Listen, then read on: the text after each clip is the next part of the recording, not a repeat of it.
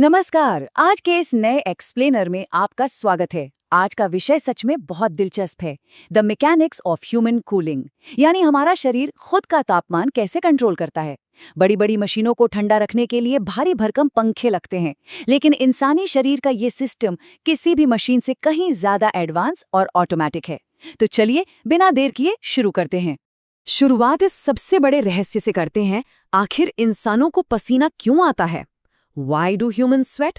अक्सर हम सोचते हैं कि ये कितनी बड़ी परेशानी है ना? वो चिपचिपाहट, कपड़े भीग जाना और थकान शायद ही किसी को पसंद हो।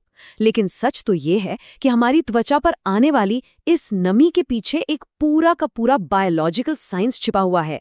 ये बस कोई आम शारीरिक प्रतिक्रिया नहीं है। जब शरीर अपनी लिमिट क्रॉस कर रहा होता है ना, तब यही पसीना एक लाइफ सेवर यानी सुरक्षा कवच बन जाता है। Okay, let's dive into this. चलिए इस बॉडी कूलिंग सिस्टम को समझते हैं।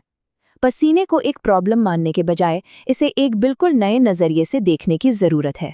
असल में ये हमारे शरीर का अपना इनबिल्ट कूलिंग सिस्टम है, बिल्कुल एक नेचुरल एयर कंडीशनर की तरह।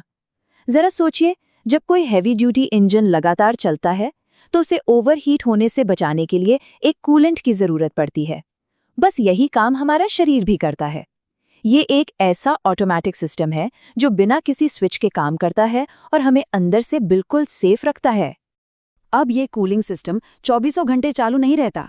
ये सिर्फ तब एक्टिवेट होता है जब अंदर का तापमान खतरे के निशान की तरफ बढ़ने लगता है, खासकर इन दो स्थितियों में।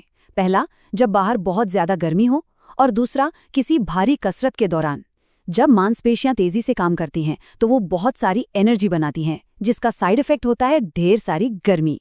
ऐसे में अंदर के अंगों को जलने से बचाने के लिए इस बढ़ते तापमान को तुरंत कंट्रोल करना बहुत जरूरी हो जाता है। एंड दिस ब्रिलियंटली इलस्ट्रेट्स कि हमारा दिमाग और शरीर कितनी तेजी से रिएक्ट करते हैं। जैसे ही गर्मी बढ़ती है, दिमाग तुरंत सिग्नल भेजता है और त्वचा के ठीक नीचे छिपी लाखों पसीने की ग्रंथियां यानी स्वेट ग्लैंड्स एक्टिव हो जाती हैं। एक सुव्यवस्थित नेटवर्क की तरह ये ग्रंथियां एक खास तरह का फ्लूइड छोड़ना शुरू कर देती हैं, जो सीधे त्वचा की सतह पर आ जाता है। ये कोई साधारण पानी नहीं है, ये वो अचूक हथियार है जो गर्मी को हराने के लिए निकला है।